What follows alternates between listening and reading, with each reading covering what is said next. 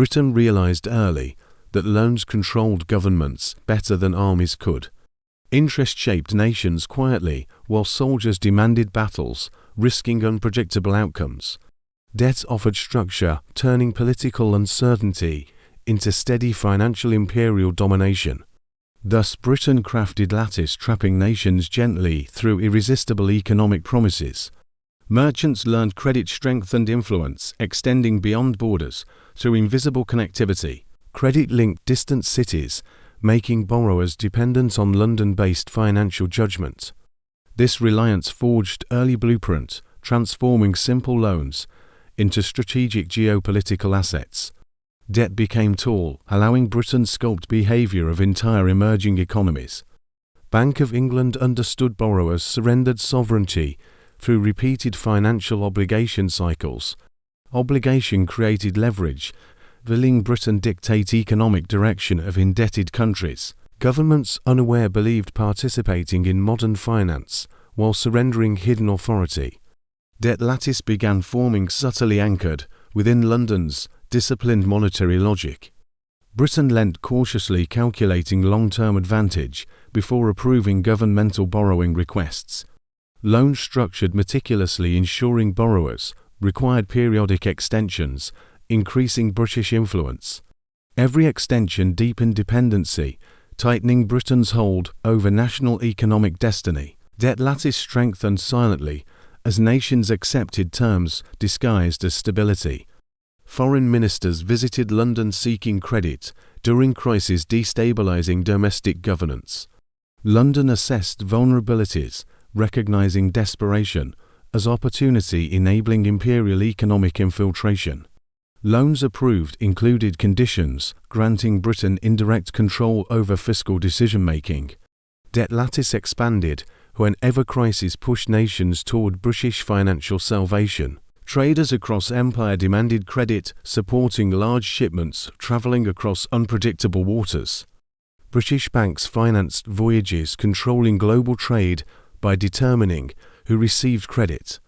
Foreign traders dependent on British approval operated under invisible constraints daily. Debt lattice grew, linking commerce to British evaluation of acceptable financial reliability. Loan contracts drafted in London used language favouring British interpretation. Disputes. Ambiguity benefited Britain, allowing flexible enforcement aligned with imperial objectives.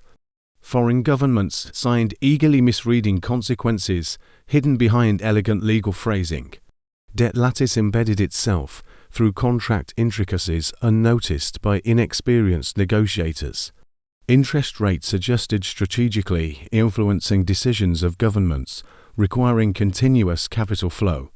High rates pressured nations, yielding concessions, strengthening British influence over policy. Low rates rewarded compliance, encouraging deeper integration into British financial frameworks.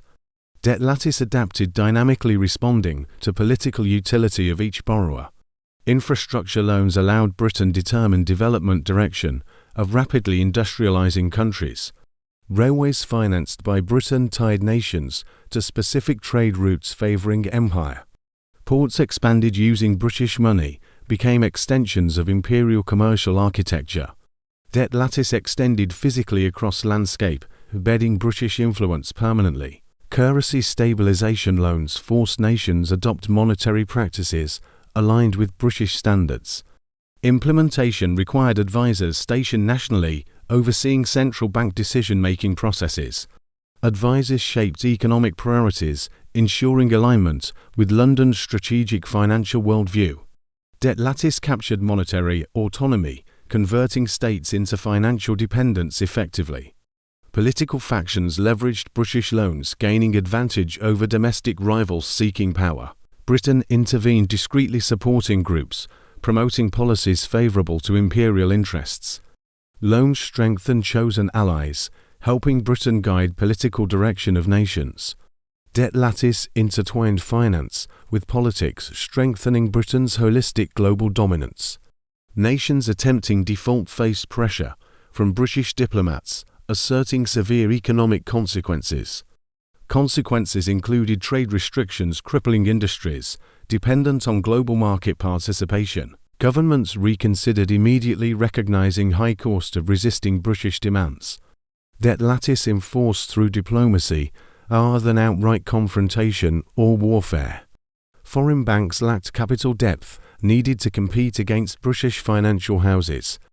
British firms offered larger loans with lower interest, creating irresistible proposals. Borrowers accepted, willingly binding themselves into British-controlled repayment cycles indefinitely. Debt lattice expanded due to Britain's unmatched liquidity and global reputation. Colonial territories financed administration loans extended by British institutions. Administrators paid interest using taxes extracted from colonized populations. Ultimately, cycle enriched Britain, perpetuating dependency of colonies on imperial financial support. Debt lattice fused colonial governance with monetary obligation beyond political control. Export-driven nations borrowed for industrial expansion, relying heavily on British guarantees. Guarantor status gave Britain leverage, determining viability of national industrial programs. Industrial development aligned accordingly, reflecting priorities, benefiting British commercial networks. Debt lattice influenced direction of global industrialization without visible imperial involvement. British newspapers framed indebted nations as unstable, reinforcing dependence on British oversight. Public perception shaped international creditworthiness, influencing lending decisions worldwide. Britain cultivated narrative, ensuring world accepted London's judgment as financial truth. Debt lattice strengthened by influence over global opinion through careful media management. Governments paid in sterling, demanded interest, also denominated in sterling exclusively. Sterling requirement forced nations maintain reserves stored within London vaults. Reserves generated custodial fees, creating additional revenue streams benefiting Britain. Debt lattice anchored itself through currency dominance, ensuring continuous economic extraction. Loan renegotiations opened avenues for Britain request territorial or strategic concessions. Concessions included port access, mining rights, and institutional privileges supporting empire. Nations traded sovereignty for temporary financial relief, unaware long-term consequences. Debt lattice converted desperation into sustainable imperial economic advantage internationally. Britain monitored agricultural cycles, globally identifying nations requiring seasonal borrowing assistance. Assistance offered at premium, capturing profits from vulnerability of foreign harvests. Seasonal loans ensured annual revenue, reinforcing reliability of imperial financial model. Debt lattice thrived, exploiting predictable cycles inherent within global agricultural production. War-damaged nations sought massive reconstruction loans, turning to London for stability. Britain evaluated proposals, ensuring alignment with long-term imperial financial priorities. Reconstruction needed British materials, increasing dependency on British industrial output. Debt lattice merged with post-war rebuilds, shaping political and economic futures. British advisors embedded within ministries influenced decisions regarding taxation and expenditure. Advice bias subtly favoring British creditors, maintaining repayment flows consistently. Foreign governments followed guidance, trusting apparent expertise shaped by imperial priorities. Debt lattice utilized advisory positions to entrench London's influence at government core. Loan agreements tied future natural resource revenues to British repayment schedules. This linkage diverted profits internationally, preventing nations from retaining domestic wealth. Resources flowed outward, strengthening British institutions while weakening borrower autonomy. Debt lattice exploited extractive arrangements, leaving nations dependent on perpetual borrowing. British financiers promoted idea borrowing, symbolized modernity, encouraging nations participate willingly. Modernity narrative disguised long-term burden beneath promise of economic progress. Governments embraced illusion, unable to foresee consequences, embedded within repayment frameworks. Debt lattice sustained itself through persuasive ideology rather than visible coercion.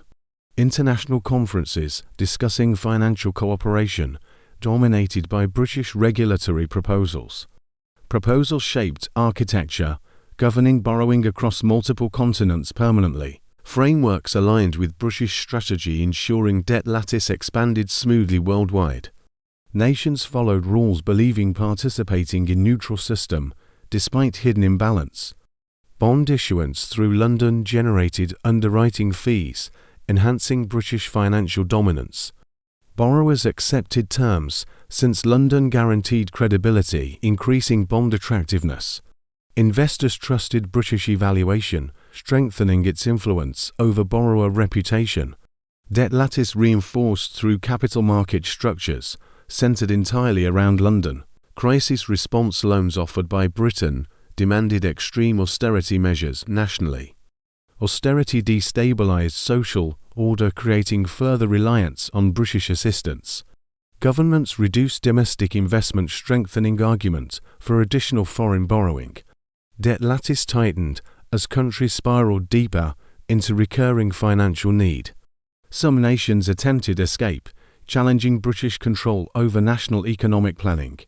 But Britain responded, shifting global credit flows, undermining rebellious government stability. Capital flight forced leaders reconsider independence, choosing London's reliability instead. Debt lattice survived attacks, benefiting from predictable economic fear shaping international behavior. Foreign elites invested savings in British banks, earning stable, predictable returns. Elites influenced national policy and protecting British institutions, ensuring repayment reliability. Domestic inequality increased as elites aligned interests with imperial creditors. Debt lattice embedded itself inside social hierarchy, consolidating Britain's domination discreetly. Newly independent states borrowed heavily to establish infrastructure and administrative capacity. But interest payments consumed national budgets, limiting developmental ambition significantly. Public services weakened, leaving governments reliant on British advice for recovery. Debt lattice trapped emerging nations before establishing genuine economic independence. Britain maintained global leadership, ensuring indebted nations considered London indispensable partner. Partnership framed positively, masking true imbalance of power and autonomy. Borrowers remained loyal, believing cooperation essential for international financial survival. Debt lattice endured through narrative of partnership, concealing underlying structural domination. Thus, Britain built networks stretching across continents, powered by obligation and trust. Web-captured nations softly guiding choices aligned with imperial financial strategy. Power expanded silently, proving debt created control armies never could achieve. The lattice tightened, gradually turning independence into manageable, coordinated dependence. Debt lattice grew stronger as Britain refined tactics, shaping borrower dependency strategically. Foreign governments realized loans influenced national fate more than political ideology ever could. Britain understood fear of default outweighed fear of losing sovereignty entirely. Thus, empire ruled through anxiety, embedded into financial lifelines spanning multiple continents. Creditworthiness judged by Britain determined access to global markets for decades. Negative judgment isolated nations, depriving them of trade, investment, and essential imports. Countries complied immediately, understanding Britain controlled gateway to international economic participation. Debt lattice thrived because exclusion punished rebellion far more effectively than invasion. British financiers mastered predicting vulnerability, identifying nations nearing fiscal desperation annually. Desperation allowed Britain impose terms, creating long-term leverage beyond immediate repayment concerns.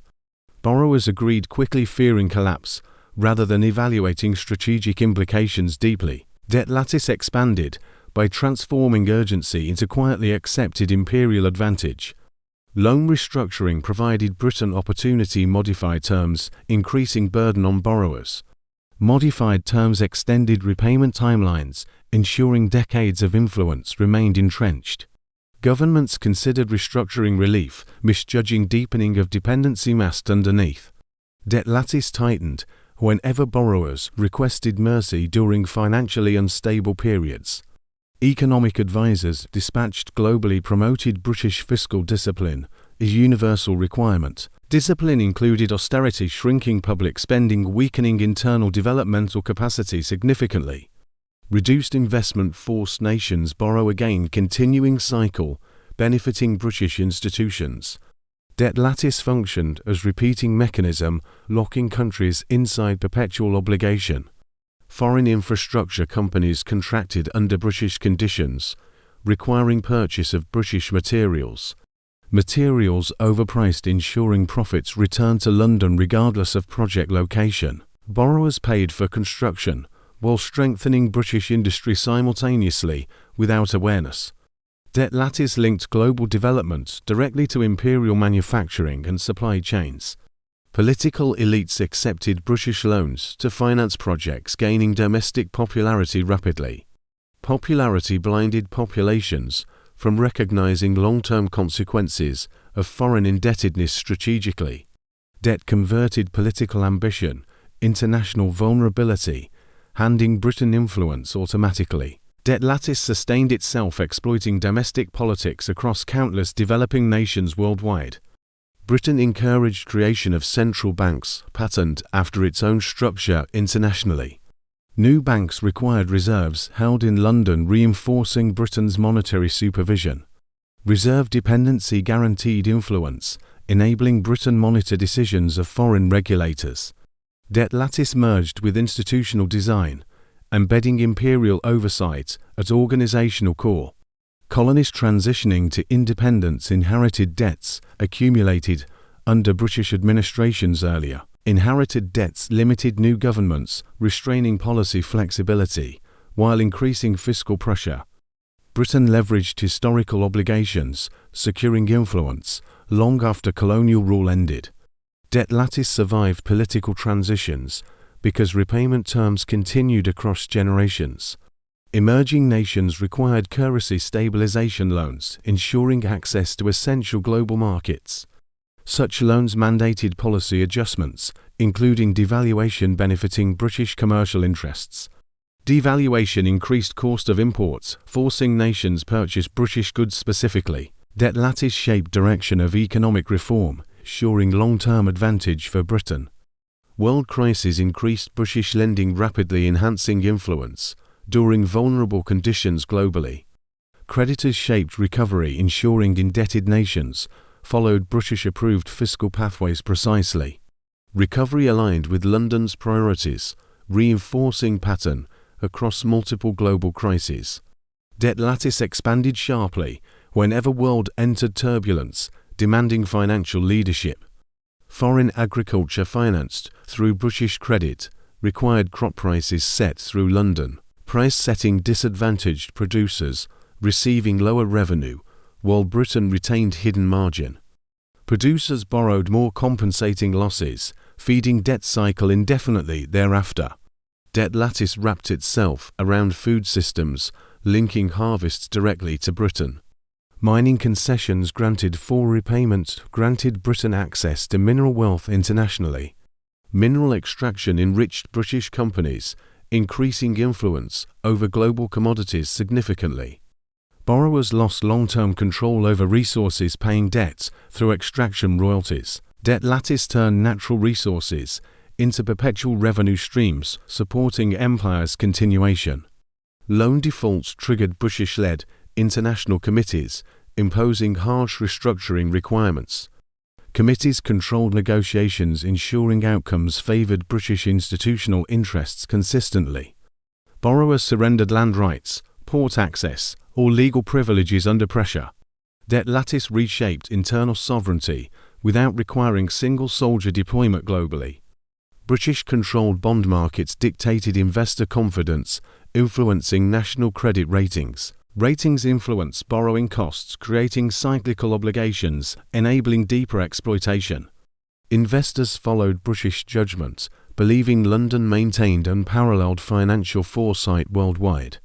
Debt lattice computed national destiny through decisions made inside London's financial circles. Foreign shipping fleets financed through British lenders relied on imperial capital heavily. Loan repayment required profitable routes, chosen by British maritime brokers strategically. Routes aligned with imperial priorities, ensuring power expanded along trade lines. Debt lattice integrated geography into empire, strengthening control beyond political boundaries. Emerging industrial nations required machinery loans, tying them to British engineering firms. Machinery needed constant maintenance, purchased exclusively from Britain, increasing dependency gradually. Spare parts and expertise supplied a premium, strengthening British economic leverage. Debt lattice fused maintenance cycles with national industrial development permanently and silently. Military modernization financed by Britain gave empire influence over armed forces globally. Armies dependent on British ammunition, weaponry, and logistical infrastructure followed imperial direction. Strategic alignment emerged through debt rather than alliance or force compliance. Debt lattice positioned Britain inside defense systems, shaping security without occupying territory. National banks collateralized gold reserves, storing them in British vaults necessarily. Reserves provided safety yet enriched Britain through storage, auditing, and certification. Foreign nations trusted Britain, valuing stability above potential political vulnerability involved. Debt lattice built psychological trust, ensuring empire sustained even post-colonial era. Educational scholarships, funded by British institutions, created elite loyal to London. Elites promoted financial policies, matching British expectations within domestic governments. Policy alignment ensured repayment remained priority, regardless of local economic suffering. Debt lattice replicated ideology across continents, embedding belief in imperial financial logic. Colonial currencies pegged to sterling required alignment with British monetary fluctuations. Fluctuations shifted trade balance, influencing national industry without deliberate decision-making. Pegged economies followed Britain, automatically responding to changes within London exclusively. Debt lattice expressed itself subtly through rigid currency obedience lasting decades. British shipping insurers demanded foreign nations upgrade ports under specific safety guidelines. Guidelines required British-made equipment purchased, using additional foreign borrowing entirely. Upgrades improved maritime safety, but deepened national dependence on British credit. Debt lattice strengthened disguising extraction as global improvement in safety standards. Foreign leaders who resisted British oversight faced coordinated withdrawal of international capital flows. Capital flight destabilized currency, forcing emergency borrowing under British conditions harshly. Resistance collapsed, instantly proving economic punishment more devastating than political sanctions. Debt lattice ensured obedience through fear embedded within global market structure. British newspapers framed indebted nations as irresponsible, encouraging international doubt and pressure. Pressure forced governments implement policies demanded by British creditors directly. Narrative warfare shaped global opinion, ensuring compliance without military intervention. Debt lattice weaponized public perception to maintain empire's financial dominance. Private British investors purchased sovereign bonds, gaining ownership of national economic futures. Bond ownership granted influence, allowing investors pressure governments, extracting further concessions.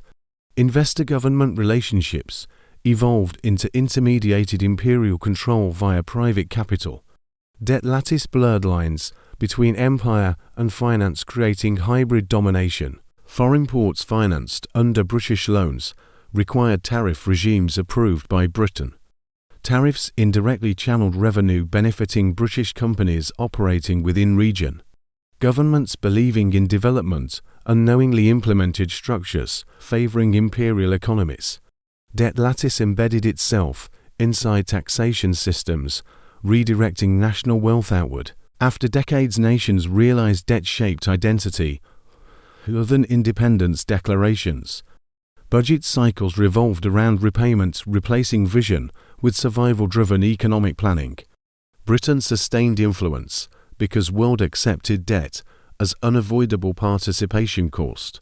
Debt lattice survived criticism because alternatives lacked credibility against British established norms. Even after sterling dominance faded, contractual obligations continued shaping global behaviour. British legal frameworks persisted guiding borrowing practice across multiple modern institutions. Nations functioned inside architecture inherited from centuries of imperial rule. Debt lattice transformed into global norm functioning even after empire disappeared.